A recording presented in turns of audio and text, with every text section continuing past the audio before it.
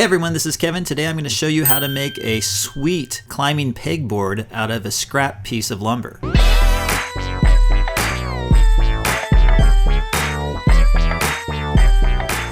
Like I said, this is a scrap piece. It's just an old 2x12 I came across. So the costs for this project were very little. All I really had to pay for was the dowel to be used to actually climb the board. So my ceiling's only 9 feet high, so I didn't need to make a super tall board, so this one's going to be exactly 4 feet long. And I'm kind of excited about this project because this is the first time I've actually used power tools for any of these DIYs. All the others have been kind of basic.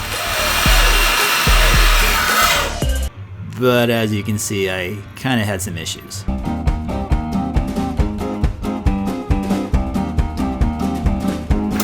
How many times have I been wrong? Sometimes in fun, always a clown. Yeah, this really sucks.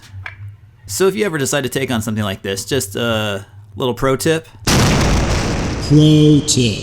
So my problem here was I should have been cutting a little closer to the points where the board was propped up on.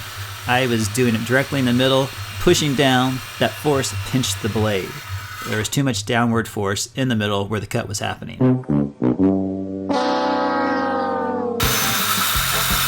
Okay, so third, fourth time was a charm, and now I have my freshly cut 3 foot 11 and 1/4 inch board. Lovely. Next, you just need to plot out where the holes are going to go. I chose to go just the traditional layout with the holes on this. So first I marked a line directly down the center of the board, and then I did 2 other lines 2.5 inches from the edge. Then I just marked out the holes. I did them 6 inches apart, and the middle row was staggered from the outside rows. And to make my life easier for the drilling process, I just pre-drilled some pilot holes on each of my marks. And for the actual drilling of the holes, this is an 1.25 inch bit. I would strongly recommend using a drill press. Doing this with your hand drill, all those holes, is going to be a nightmare. And drilling complete. And I know what you're thinking. This isn't the most lovely looking board. Well, it isn't just yet. Nothing a little sanding can't help.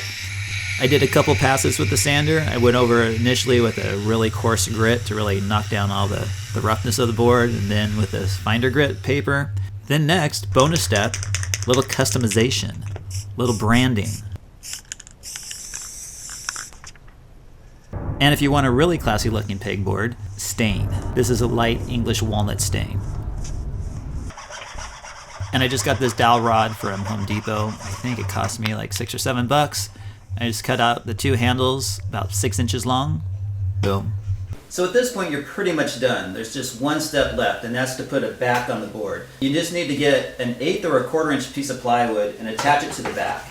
This will keep the dowels from going all the way through and poking holes in the wall when you're going up. I'm going at it a little bit slightly different approach. My garage has these weird cement lip things that come out. I want to be able to do handstand push-ups in here, but with the way the cement is, my head will hit the cement, and I don't want that. So I'm actually going to bring the wall out a little bit. I'm going to put some stringers across the wall and then put a big sheet of plywood up here to bring the wall out even with that cement. Then I'm just going to attach this directly to the wall. And there you have it. That's my DIY pegboard. As I said, this was a scrap piece of wood, so the costs were really low on this. If you buy this board new, obviously it's going to be a bit more. Anyway, thanks everybody. I hope to see you for the next one.